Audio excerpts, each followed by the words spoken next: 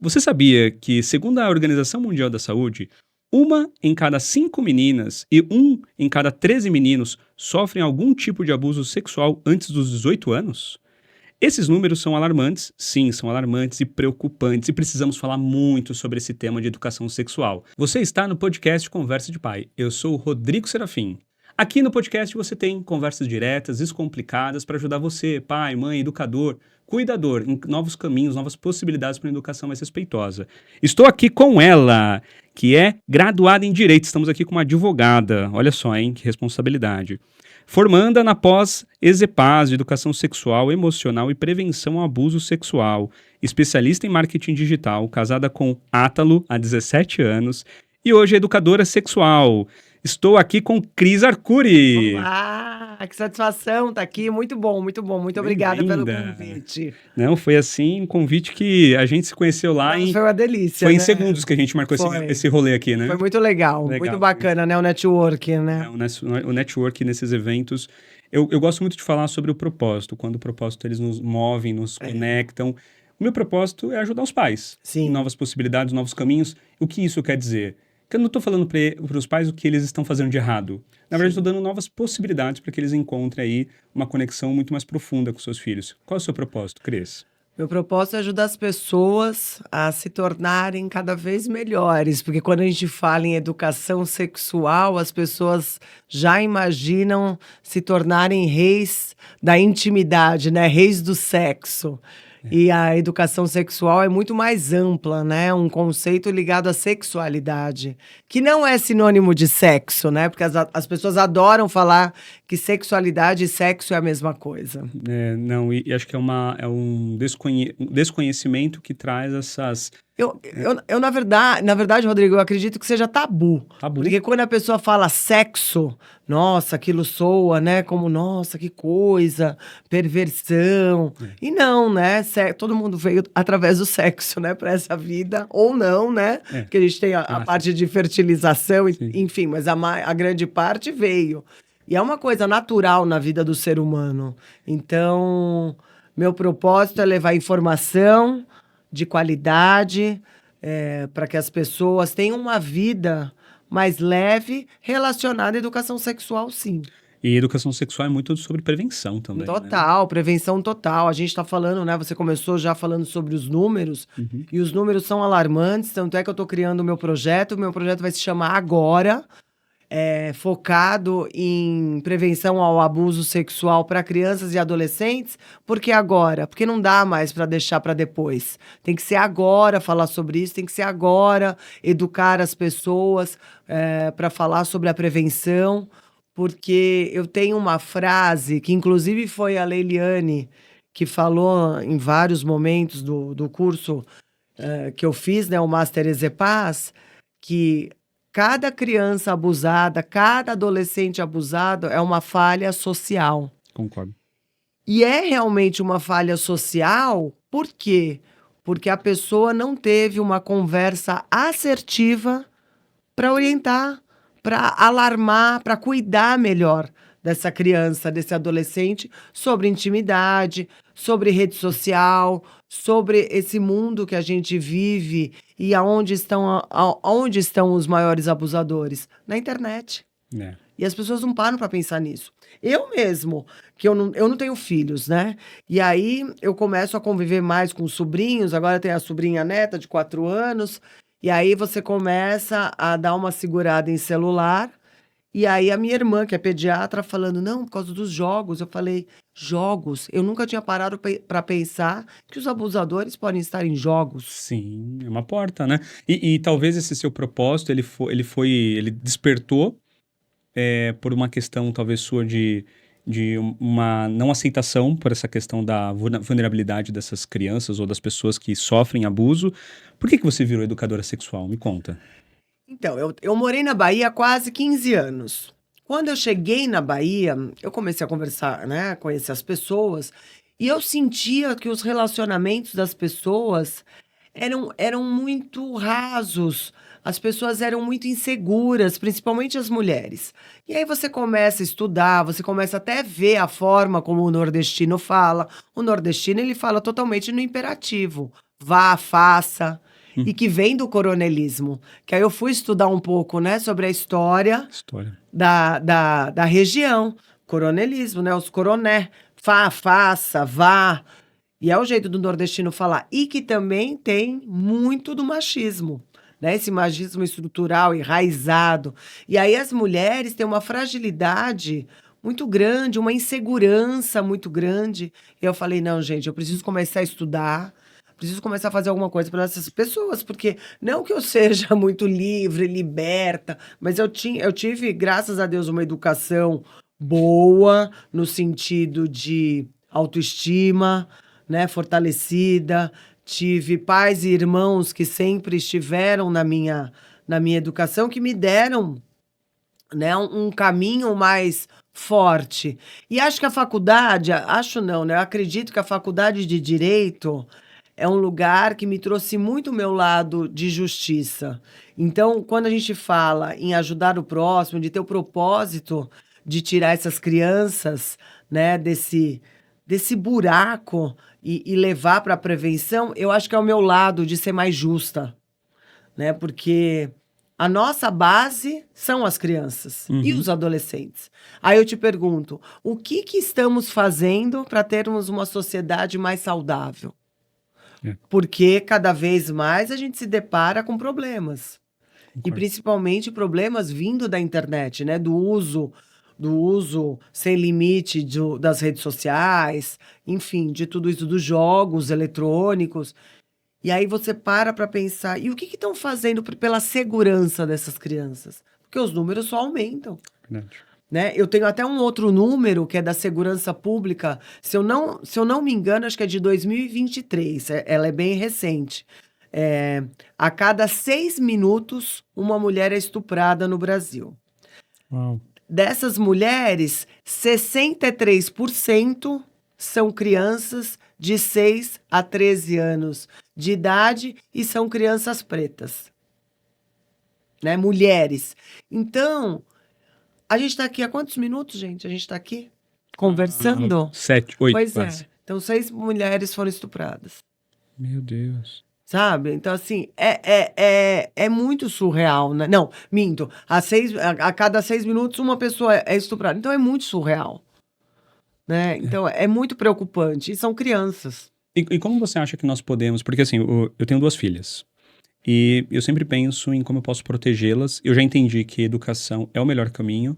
Então, já fui buscar livros especializados, infantis, que eu acho que aí eu consigo trazer um pouco mais do lúdico, mas trazendo também para um lúcido importante ali para elas entenderem quem são as pessoas de confiança, que as partes que estão cobertas, só as pessoas de confiança Sim. podem chegar perto, e coisas assim. E são coisas, inclusive, que minha filha de 4 anos, ela repete em alguns momentos. Ah, papai, porque na escola, minha professora me trocou. Falei, mas a Pro, ela te troca, né? Não, me troca, tal, porque ela pode, porque ela é uma pessoa de confiança. Ela tem 4 anos. Falei, legal, eu ensinei isso pra ela, ela já tá absorvendo. Como que você acha que os pais podem conversar com os seus filhos, sejam pequenos ou talvez ali um pouquinho pré-adolescentes, sobre educação sexual? Primeiro momento, os pais precisam voltar a estudar. Ele precisa conhecer primeiro o tema. Precisa conhecer o tema, Uhum. né? Então, hoje, a gente tem livros de qualidade expostos, PDF, sites, YouTube, né? Então, a gente tem muitas opções. Então, acho que isso é importante. Mas, antes de mais nada, eu acho que é importante entender que a educação sexual é algo que vai ensinar não sobre o sexo, mas sobre limites, sobre autoestima, sobre educar de uma forma que seu filho, sua filha, se tornarão adultos mais saudáveis, preparados para esse mundo, né? Porque o mundo é esse. Então, isso é muito importante, trazer livros para eles de forma lúdica, na hora do banho. Eu sempre sinalizo na hora do banho, que o banho pode ser uma grande festa, né? Pode ser uma grande brincadeira com vários brinquedos, mas também ser um momento de conversar de uma forma sutil.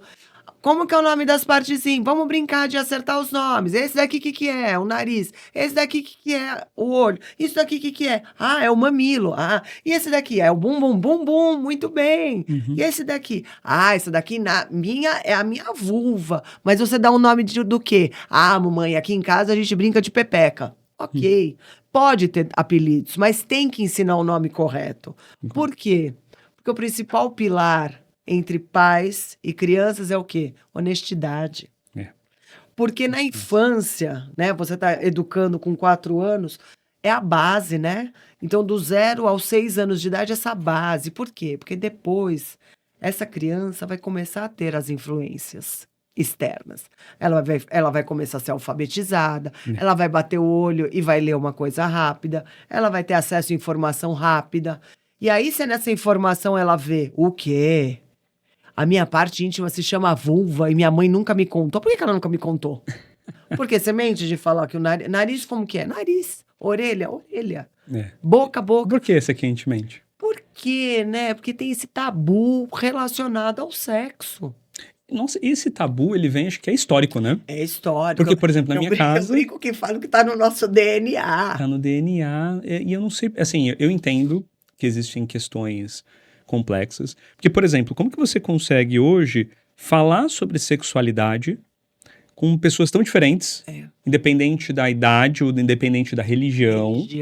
Porque eu vejo muito que o tabu, ele tem o tabu é intensificado quando nós trazemos também para esse tema para pessoas religiosas. Sim. Então, por exemplo, se eu chegar na igreja e falar sobre educação sexual, a primeira coisa que eu vou pensar, nossa, vamos falar aqui de sexo?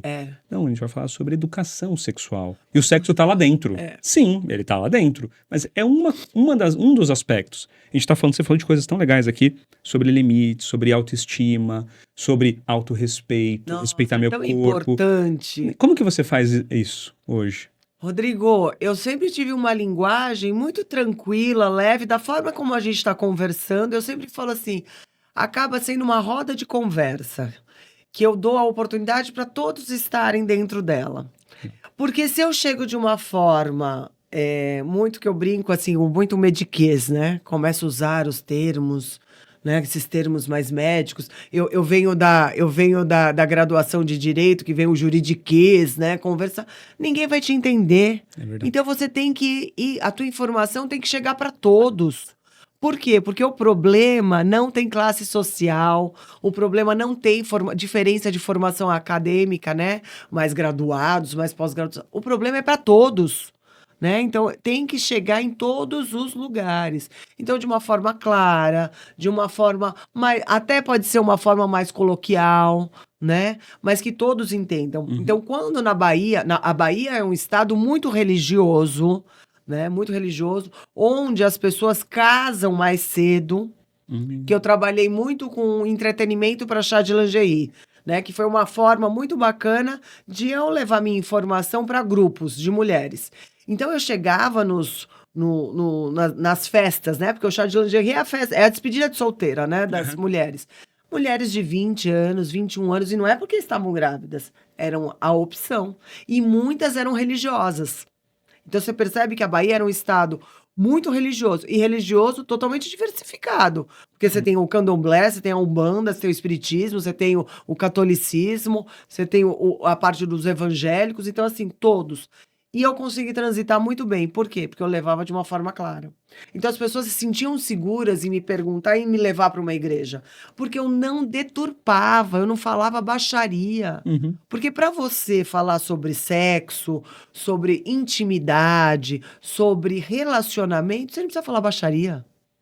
Eu brinco até com as minhas amigas, né? Com a minha turma mais íntima. Nem ali a gente fala... Eu consigo falar baixaria. Não é do meu perfil. Então, eu comecei a conversar com as pessoas, como estamos conversando, e a informação foi chegando. Isso foi muito legal.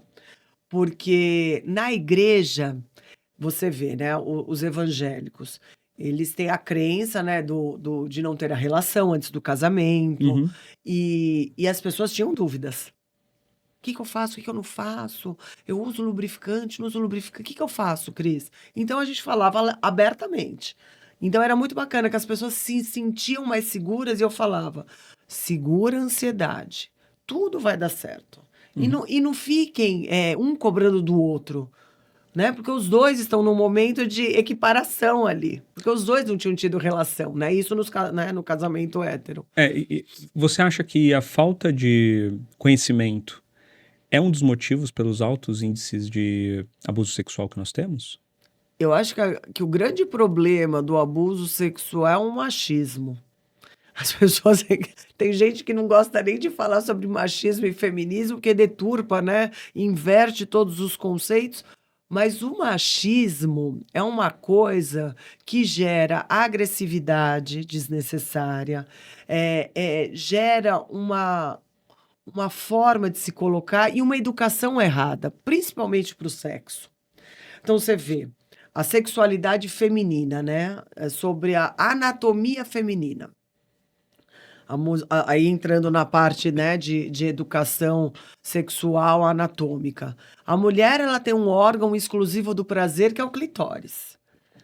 O clitóris, a anatomia do clitóris veio à tona no mundo em 1998. Não sabia dessa. A gente está falando de algo muito jovem. Tá. De ter uma anatomia, de realmente as pessoas identificarem, falarem que o clitóris tem mais de 8.000 terminações nervosas, né, das células dele. Então, assim, por quê? Porque sempre teve um descaso com a sexualidade feminina, né? Por quê? Porque o mundo sempre foi focado nos homens. Né? Isso é papo de feminista. Não, gente, é a realidade. Contra dados não há argumento. É o que acontece, né? E aí você pergunta, né? Por que tem tanta agressividade, né, com relação a sexo? E geralmente os maiores índices são nas mulheres. Por causa do machismo, dessa coisa da força, da necessidade. Aí as pessoas falam para mim, mas poxa, vem do homem. Não, o homem tem inteligência, o homem não é bicho. Sim. Né? O bicho tem essa necessidade, né, de cheiro, de atração, de não conseguir se controlar. O ser humano tem inteligência. Sim. Então a gente é condicionado a viver em sociedade. Então é falta de respeito, é falta de achar que eu sou melhor, então por isso eu vou lá e faço a força. Eu fico muito assustada, né, e com esses índices, porque a gente está na era digital, que de um lado a gente tem uma aceleração de informação muito grande na palma da mão, e de um outro lado a gente tem cada vez mais os crimes ligados, os crimes sexuais aumentando. É verdade. Não, e eu lembro lá no congresso que nós estávamos, que a Leiliane Rocha comentou algumas vezes sobre números e tudo mais, e além de ser maioria serem homens que praticam, né, esse abuso sexual, são pessoas próximas.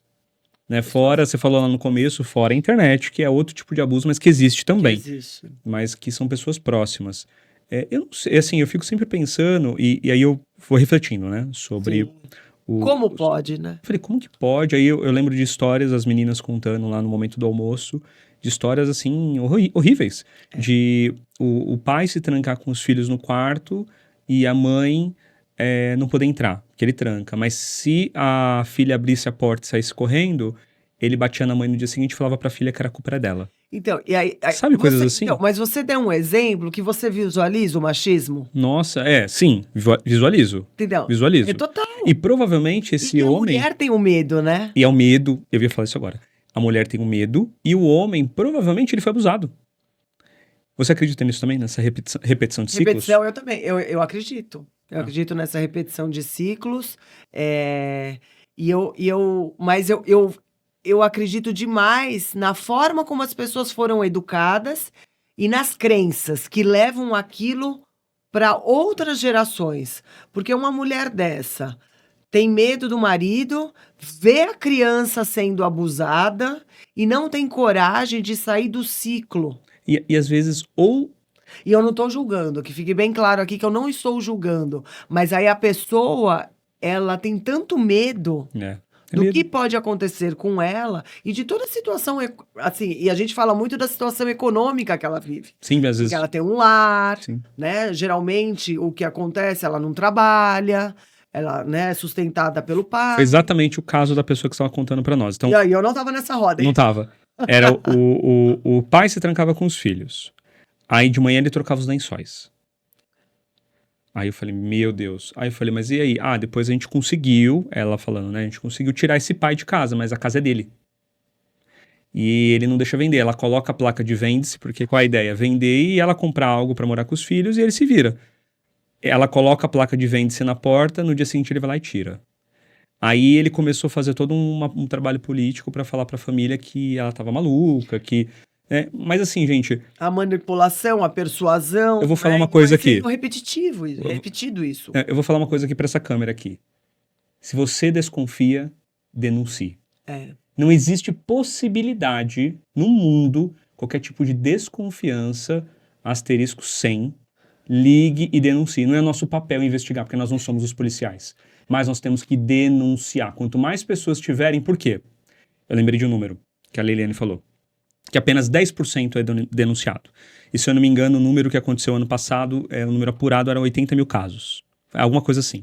Então isso quer dizer que chegou quase 1 milhão. Se você for pelo número, Sim. se 10% representa o número de denúncias e foram 80 mil casos denunciados, estamos falando de 800 mil casos que acontecem. São 800 mil crianças que estão deixando de ter suas infâncias ou estamos quebrando essas crianças, estamos destruindo essas crianças, porque quando você pensa em algo do tipo, em como elas são violadas, não só na sua intimidade, mas em tudo. É muito sério isso, né? Porque você tá gerando um trauma para essa pessoa que não vai ter cura. Ela vai cuidar para melhorar. Isso se ela tiver condições para ela fazer terapia, para ela buscar ajuda, né? Para ela ter um lugar que acolham ela e ela se desenvolva, mas ser curada. Não é uma gripe, que ela vai tomar um remedinho e tá tudo bem. Não, ela vai levar com isso com ela, faz parte da história dela. Ela vai provavelmente aprender a lidar. Vai aprender a lidar para ela não replicar, para ela tentar ter uma vida social, uma vida afetuosa, mais normal. É verdade.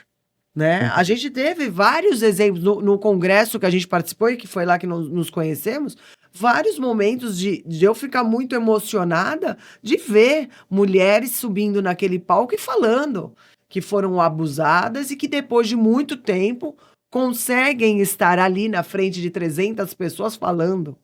Você percebe que treme, que você percebe que o microfone treme, que a pessoa tá emocionada, mas tá... O propósito é tão maior do que a vergonha que ela sente de todo o trauma para ajudar o próximo. Então, Rodrigo, por isso que eu falo, eu fiquei pensando, né?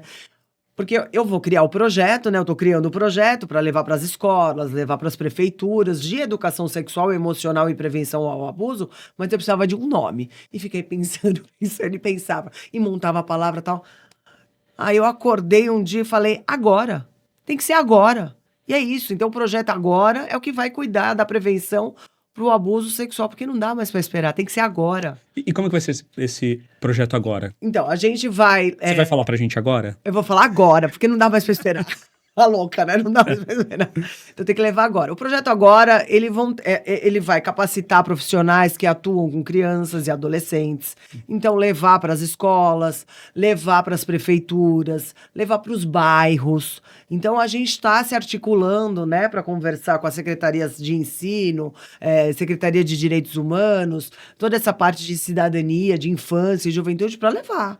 Entendeu? E também vou começar a trabalhar com contadora de histórias para ver se a gente consegue verba para cultura, mas contar histórias ligadas ao cuidado com o corpo, ao cuidado com a autoestima, o respeito, o não é não, né? Para crianças, para adolescentes, rodas de conversas para adolescentes, porque precisa de mais. Essas informações têm que chegar na nossa base. Eu vejo hoje famílias saindo para almoçar, todo mundo no celular. É verdade. Meu Deus! Ninguém olha mais olho no olho. Eu tenho lá na minha família, eu começo a puxar. Eu falei, celular na bolsa. Não tem porquê, ninguém vai ligar agora, tá todo mundo aqui, Uhum. né? Então, quando almoça com todo mundo, a grande família, eu falo, celular na bolsa, não tem por que ficar. Estamos aqui, né? Estamos aqui, o momento é aqui. Todo mundo que tem que estar aqui, tá aqui. Ninguém vai ligar agora, ninguém vai ligar pra ninguém. Com o irmão, com o sobrinho, com todo mundo. É agora. Por quê? Porque as pessoas não olham mais olho no olho, não conversam mais. E essa geração não sabe conversar. Como que essa geração vai falar que foi abusada? É verdade. Se não consegue nem olhar pra cara da mãe e do pai e conversar direito.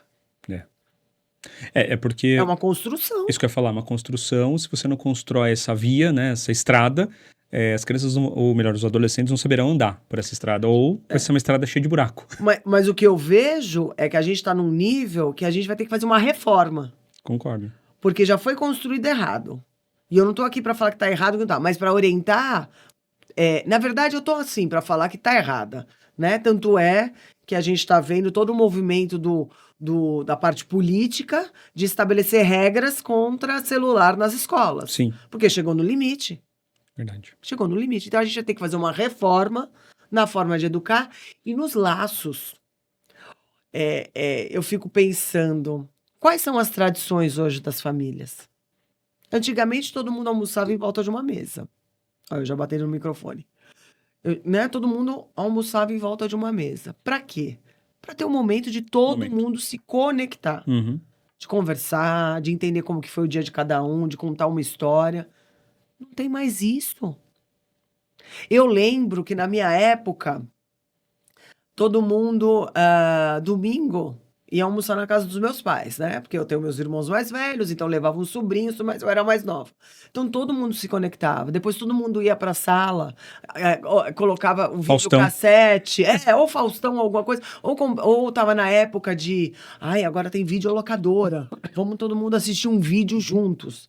Mas era uma coisa pra família, era pra todo mundo, né? Dar risada. Hoje você não tem mais isso, cada um fica no seu quadrado e não tem as conexões.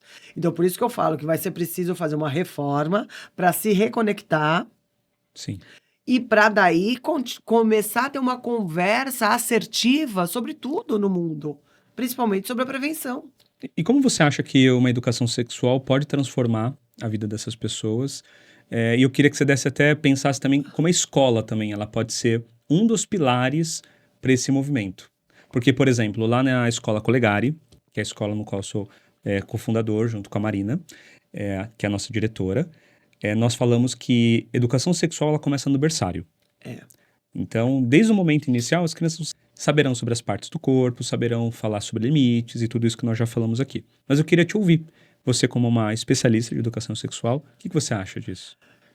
Eu acho a utopia, né? É um sonho isso acontecer, porque realmente você vai começar a cuidar da autoestima dessa criança, você vai normalizar um assunto que é normal na vida do ser humano, porque vai chegar uma determinada época, um momento da vida desse ser humano que ele vai começar a se relacionar e depois ele vai ter essa intimidade com outra pessoa. Eu sou da opinião que quanto mais informação nós damos, mais a pessoa tem segurança em tomar decisões futuras. Concordo. Né? Então, e quando a gente fala em educação sexual, não é só falar das doenças sexualmente transmissíveis, das infecções sexualmente transmissíveis e da gravidez. É falar sobre machismo, é falar sobre feminismo, é falar sobre a violência contra a mulher, violência contra gênero, porque tudo está ligado ao respeito, é limite, é aprender a se posicionar, né? E falar não para o que não gosta. Por quê? Porque hoje a gente vê vários adolescentes tendo relacionamentos tóxicos e os pais não conseguem controlar isso, por quê? Porque não tem bagagem de estudo para brecar e falar: você está num relacionamento que não é bom para você. Mas não é porque eu sou adulto, porque a gente está vendo que a outra pessoa está querendo te colocar um limite que não tem necessidade. Um limite de roupa, um limite de falar com quem que você deve estar na companhia ou não. Olha que... Nossa, você falou um negócio aqui, me deu um insight. Aí a gente começa a viajar, né? Me deu um insight aqui. Eu quero mais água, café. Me deu um insight. É um Red Bull. Um Red Bull. Me deu um insight aqui. Patrocina a gente, Red Bull. Me deu um insight aqui. Olha como a nossa construção sobre o tema foi feita. Eu vou falar de mim. Tá. Minha mãe não falava sobre o tema. Ponto. E isso, pra mim, era um grande tabu. Pra mim não. Pra minha mãe e pra mim também, né? Óbvio, pra mim também é um grande tabu. Então, começa por aí. Sim. Quando você falou, não é só ensinar de DST, automaticamente veio a aula que eu tive, a aula de DST na escola. Foi aí que eu entendi sobre educação sexual. Foi isso que eu aprendi, na verdade, sobre educação sexual. Quando eles mostraram aquelas fotos das coisas tudo feia, né? É tudo. Ó, Fica chocado. meu Deus! E depois vai ter um filho. Gravidez. E ponto, acabou aí. Falei, gente, é isso que a escola ensina. Eu estudei em escola pública minha vida inteira. Minha infância e minha adolescência. Então, foi isso que eu aprendi. Então, quando a gente está falando aqui do papel da escola, ou da comunidade, ou da família, qual você acha que é o papel dos pais na desconstrução desses tabus? Eu acho que... Eu acredito demais que tem que ser uma coisa leve e clara. Tá. E mostrar como exemplo o próprio relacionamento que eles têm. Por quê? Porque o sexo, a relação íntima, ela tem que ser carinhosa, ela tem que ser respeitosa, né? Então se você tá numa casa que você vê pais trocando carinhos, com respeito, né? Aquele beijo gostoso, saudável, não precisa ficar desentupindo pia, né? Na frente das crianças, né, gente? Entendeu? Porque isso a gente faz... É o respeito, né? É, o respeito. Isso é uma construção de respeito. Mas um beijo gostoso, perguntar como que foi seu dia, você abraça, você dança com a pessoa na casa, você agrega, vamos colocar uma música gostosa pra gente dançar. E todo mundo dançar junto. Isso é relacionamento saudável. A gente tem uma pessoa do lado para ser o nosso melhor amigo, a nossa melhor amiga e construir uma vida a dois. Porque todo mundo, quando casa, imagina envelhecerem juntos. E claro que vão tendo os boletos para pagar, as perdas das pessoas que a gente mais ama no meio do caminho, as dificuldades, né? As doenças, tem as coisas ruins. Mas a gente passar com muito afeto para as crianças. Porque sempre, principalmente os homens, aprenderam a fazer sexo através do quê? Ou da revista... de mulher pelada, a extinta Playboy, né? Ou tinha umas outras. Ou através da vídeo, né? Da vídeo pornográfica, né? Que era horrível. E que é sempre agressiva, que é sempre com muita força. E não é isso, né? O sexo é uma coisa tão bonita, é uma coisa tão que troca a energia do momento, é uma entrega para os dois. Então, isso eu acho que a gente precisa começar a conversar com os filhos, tipo, de carinho, de atenção, de quando o pai tá falando, prestar atenção, quando a mãe tá falando, prestar atenção na mãe, quando a mãe tá falando. Que é a troca dos relacionamentos. É normal a gente sair sozinho, sem vocês, porque nós somos, antes da mamãe e do papai ser mamãe e papai, nós sempre fomos namorados. E é importante a gente sair juntos, sozinhos. Por quê? Porque a gente vai falar das nossas histórias, a gente vai desabafar um pro outro. Coisa que vocês ainda são crianças, vocês não precisam saber. Quando vocês forem adultos, vocês vão estar mais preparados para isso. Mas nunca tirar eles de lado e falar, não, esse assunto aqui agora não tem nada a ver para vocês, pode, com violência, né? Entendi. Porque a gente foi criado dessa forma. Você está falando muito de respeito. Muito de respeito. Acho que desde o começo a gente está falando sobre respeito. E educação sexual é respeito. Nossa, e eu acredito. Porque quando você fala não, é não. Não, e eu acredito muito nisso, porque você falou um negócio bem legal aqui sobre ser exemplo. E eu espero que as minhas filhas busquem no relacionamento delas o que eu tenho com a minha esposa. A gente tem os nossos momentos? Temos. Claro, todo mundo é inevitável, ser humano, né? Ontem, por exemplo, a Mayara estava... ela estava num momento mais delicado. Se você me entende, as mulheres têm os momentos mais delicados. Sim, ovulamos enlouquecidamente. Então, quando acontece, eu sempre penso o seguinte, o que eu posso fazer para aliviar essa pressão dela? Pra mim é automático já, porque eu já faço isso há algum tempo. Então, eu já vou lá, né, eu chamo as meninas, tento deixar as meninas ali mais comigo, porque tem algumas coisas que acabam fazendo com que ela fique um pouco mais descentralizada. Aí a Ana chegou pra mim e falou assim, papai, a mamãe tá brava? Porque ela tava mais séria, né? Eu falei, não, acho que a mamãe tá cansada.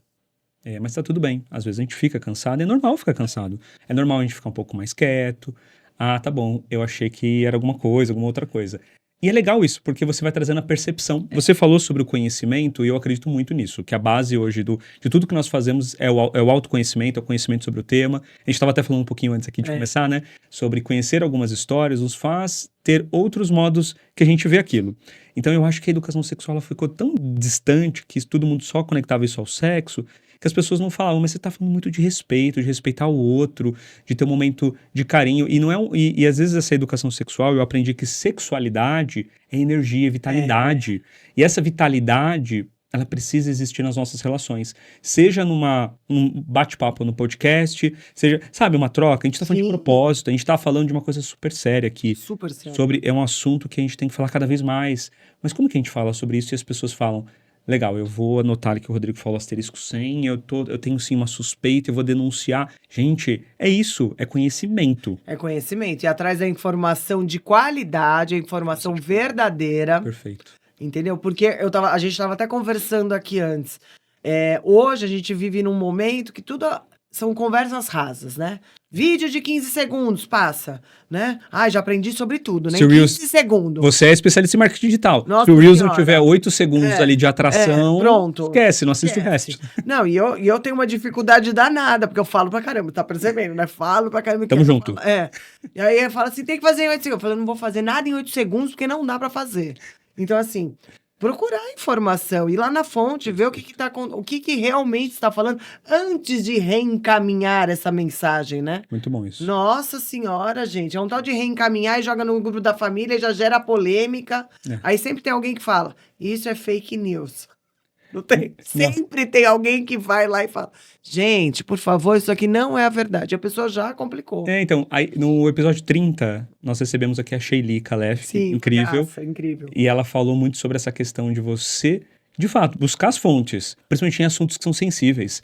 As pessoas saem caminhando porque às vezes bateu com o que ela tem de informação de verdade. Ela na hora, pá! Ela sai distribuindo. Gente, calma, respira, deixa eu ver se... Como é um assunto polêmico... Deixa eu ver se realmente essa fonte é verídica. Às vezes, quando eu recebo algumas notícias malucas assim, eu falo, nossa, que notícia diferente essa. Deixa eu dar uma gugada aqui. Eu vou lá, coloco no Google, vejo umas pesquisas e tal. Se preparar. As pessoas têm que ter noção que educar é doar. É se doar. Se doar. Concordo. É se doar. Eu estou me doando o tempo inteiro. Porque eu acredito na educação. Uhum. Então, eu falo, o meu conhecimento tem que ser compartilhado. Não adianta ficar só pra mim. Não adianta. Entendeu? Do que vai adiantar? Aí eu vou ajudar um nicho, assim, de pessoas, a minha família, as pessoas que estão mais próximas. Não, a gente tem que expandir isso. Tem que chegar lá no outro. E aí a gente volta a falar de educação sexual. Olha como não normalizam a menstruação. Fala sobre isso, porque eu tenho 2 mulheres. É super importante. Primeiro, a gente foi criado numa sociedade que não podia falar que estou menstruada. Estou para ficar menstruada. Ai, não, estou para ficar de Chico. Que Chico? Coitado Chico, coitado Francisco, que nome horroroso botaram no negócio. Apelidar para quê? Não, estou para ficar menstruada. É um processo natural da mulher? É um ciclo natural da mulher, da mesma forma que ela vai entrar na menopausa, da mesma forma que os homens entrarão na andropausa. Porque os homens também vão ter uma queda hormonal, né? Uma queda hormonal. Uhum. Então, por que não falar? E aí você tem aulas na escola que normalizam isso? Não normalizam isso? Gente. E aí você estava falando agora, né, da sua esposa. Então, é muito importante as mulheres entenderem seu ciclo menstrual e aprenderem a tirar bom proveito disso. Porque o ciclo menstrual, você tem 4 semanas, cada semana a mulher vai ser de uma forma, porque realmente ela está ovulando, ela está gerando hormônios diferentes e vão ter características diferentes. Então, nas 2 primeiras semanas do ciclo dela, ela vai estar falante, vai estar feliz, vai estar forte, vai estar mais disposta, vai estar com o apetite controlado, vai querer ser naturalista, né? Vai querer só comer coisa boa, saudável. As últimas 2 semanas Só chocolate. aí começa a descambar, começa a cair, ladeira abaixo, né? Cair. Mas olha que curioso você tá falando. Posso trazer uma curiosidade aqui? Pode, claro. Acho que isso não é só a mulher. O homem tem que entender disso. Não, exatamente, mas a gente- informação tem que ser para Tem todos. que ser pra tu. Nossa, você falou, tem uma frase muito... Eu adoro frases, né? E tem uma frase que ela sempre me impacta e eu vou pegar o que você falou e vou conectar essa frase. Do que adianta a gente aprender? Do que adianta a gente receber essa luz se a gente não tá iluminando nada? Pois A gente tem que iluminar, a gente tem que transbordar. Então, o que eu aprendo, por exemplo, trazer você aqui pra mim, além de eu estar aprendendo, é uma forma de eu e você transbordarmos aquilo que a gente está absorvendo. certeza. Então, a gente vai lá estudar juntos nas EPAs no pós, né? Então, a gente vai trazer mais esse tema, vou falar mais sobre esse tema, que eu acho que é um tema importante, tem que ser mais falado, mas, ao mesmo tempo, as pessoas também buscarem esse tipo de conhecimento. No meu projeto, no Agora, tem uma parte que eu já defini que tem lá um tema de uma palestra: educação menstrual para todos. Justamente. Então você já pensou nisso. Já pensei nisso, porque assim, os meninos também precisam acolher as meninas e não tirar sarro. Entendeu? Quando acontecerem acidentes na escola, de manchar roupa. Tem que ser respeitoso, né? Tem que ser respeitoso, pô, tem mãe, tem irmão, tem que se colocar no lugar do outro, porque pode acontecer. Eu acredito muito em 2 vieses para o respeito. Primeiro, casa. A casa da pessoa tem que ser um ambiente de acolhimento e respeito. Porque quando as crianças têm esse tipo de experiência, têm esse tipo de convivência, é exatamente o que eles vão transbordar também pela vida. E na escola. Porque a escola é o segundo lar das crianças. Sim. É onde eles vão passar, às vezes, até mais tempo do que passam em casa. E tem que andar lado a lado. Tem. Tem que ser uma escola que tenha essa conexão. Então vamos falar de uma utopia que seria muito bacana. Escola e família andando lado a lado. Então, no projeto que eu estou construindo, a gente fala, a mesma palestra que eu vou ministrar para a criança, eu vou ministrar para o adolescente, para os professores e para os pais. Só que de abordagens diferentes. Criança sempre de forma lúdica, adolescente, vamos conversar sentado de tênis, tete a tete, para eles se sentirem acolhidos e eles poderem me perguntar qualquer coisa. Profissionais, professores e professores do mesmo nível.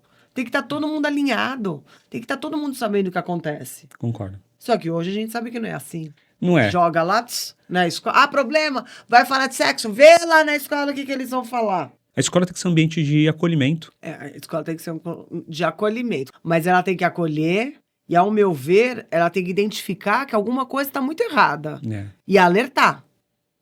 E tentar buscar uma solução junto com os pais. Porque se eles estão ali dentro... Quantas horas uma criança fica dentro de uma escola? Lá na nossa, na média, fica 8 horas. Pô, 8 horas. É bastante tempo, né? É mais tempo do que às vezes do que fica em casa. Exatamente. Entre acordar, vai pra escola, chega em casa, já faz a rotina da noite e dorme. Então, muitas das vezes, vai passar mais tempo na escola do que... Né? Então, a escola ela tem um papel muito importante em todo esse processo. E é legal que você está levando isso, é legal que nós também queremos levar. E tem outras pessoas nesse movimento, né, que estavam lá com a gente no congresso, que estão também, são formandos lá da EZEPAS. Bom, estamos chegando no final do nosso bate-papo. Foi muito bom falar com você, adorei. Tem 2 perguntas que eu faço para todos. Caramba, né, Rodrigo? Não, eu achei que você foi super bem. Eu adorei. Primeira pergunta que eu tenho para fazer para você. Se você pudesse mudar o mundo, era a forma que eu sempre perguntava para as pessoas. Mas veio uma pessoa aqui, o Rafa da Sanco Family, ele falou, cara, como assim se eu pudesse mudar? Eu posso mudar o mundo. Eu vou mudar o mundo. Eu estou mudando o mundo. Como que você muda o mundo hoje? Hoje eu mudo o mundo através da minha informação sobre educação sexual, para as pessoas pensarem e repensarem sobre como educar seus filhos e as pessoas que estão para terem uma vida muito melhor, muito mais leve.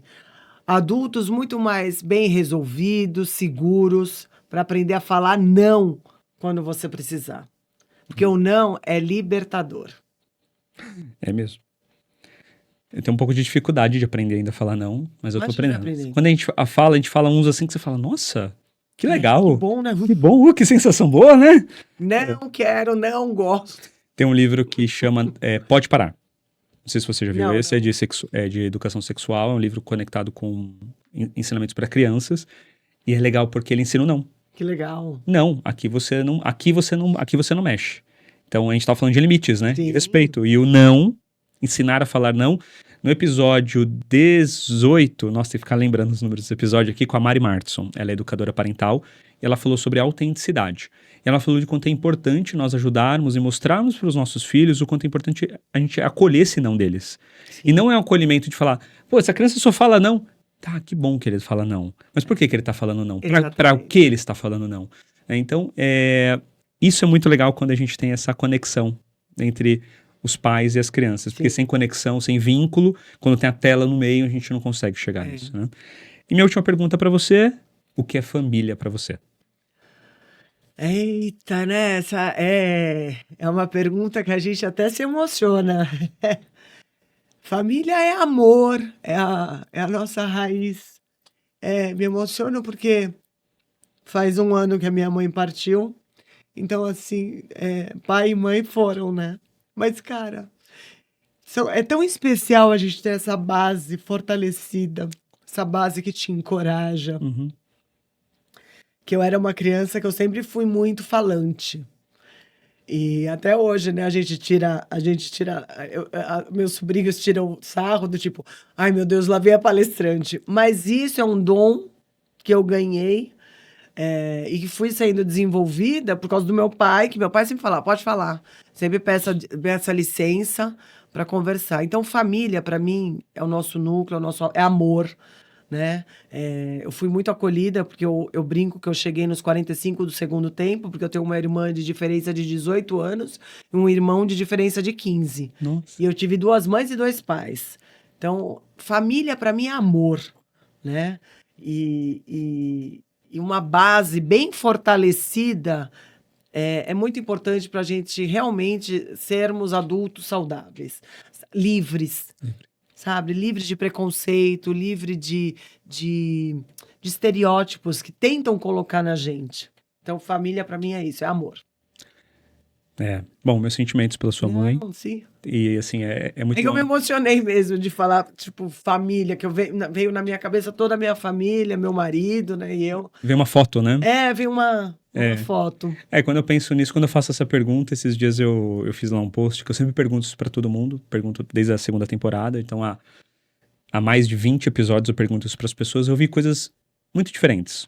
As pessoas normalmente se emocionam com essa pergunta, e eu falei, nossa, eu nunca respondi essa pergunta, né? E é uma pergunta tão poderosa, que quando você fala, cara, o que é família pra mim? O que ela significa pra mim? O que significam as minhas meninas lá, né, na minha casa, que é minha esposa e as minhas 2 filhas. E aí vem uma foto pra mim de tudo isso que você falou. De amor, de base, de acolhimento, de estar no lugar onde eu quero estar, um lugar que eu quero voltar. Um lugar que, mesmo quando eu não estou, eu quero estar. Tipo, a gente por exemplo, fui viajar essa semana, fiquei 5 dias longe, e eu falei pra Mayara, pra minha esposa, eu falei, estar falando com vocês, eu estou com vocês. Estou pensando em vocês. Então é muito isso, me emocionei. Obrigado por isso. Imagina. Obrigado pela essa emoção. Cris, muito bom falar com você. Eu adorei o que você trouxe. Eu acho que a gente tem que transbordar, a gente tem que falar muito sobre esse tema. Também. Vamos falar mais. Muito obrigada. Quero te chamar outras vezes aqui. Eu agradeço a oportunidade. Vou chamar uma galera para falar sobre esse tema, você vai ver. Isso, vamos botar uma campainha aqui para... Eu falo agora eu falo. Vai ser legal, porque eu gravei com 3 pessoas aqui, foi divertido, né, Marina? Foi divertido o que a gente fez. Mas, bom, eu quero te agradecer por você estar aqui, você trazer sua energia, seu coração. Eu sempre falo que as pessoas trazem o coração e trazem mesmo, porque são propósitos. Eu trago pessoas de propósito porque eu tenho propósito. E os nossos propósitos, eles estão muito alinhados. Muito alinhados. Que bom, né? Encontrar novos amigos, novos colegas pra gente abraçarmos, né, essa causa e a gente andar num caminho assertivo. Não, perfeito. Obrigado. Como as pessoas te acham nas redes sociais? No @Cris Arcuri, né? Arcuri, ARCURI. A gente agora tá moldando tudo, né? O Instagram também voltado pro projeto agora. Então, em breve, teremos várias novidades aí. Ah, legal. E-books, livros, várias coisas. Tô ansioso por conhecer o agora. Eu também. Eu quero conhecer o agora. Posso? Agora. Obrigado você que ficou aqui até o final. Hoje nós estamos aí com os nossos apoiadores, Escola Colegare, uma escola que tem a criança no centro do todo, onde tem educação sexual do berçário, né, de quando as crianças estão chegando ali na escola até o momento que elas estão ali já na sua evolução, ali nos seus 8, 9 anos de idade. Estamos também com Brinquedos Peplim, brinquedos educativos para ajudar você e seus filhos a terem momentos de qualidade. E o melhor de tudo, eles se desenvolvendo, aprendendo. E a Celuz, que é uma plataforma de educação parental onde você pode achar ali todo o conhecimento possível. Ajudar você nessa empreitada de ser um pai, uma mãe, um educador, um cuidador com respeito. Obrigado que você ficou até aqui e semana que vem tem mais.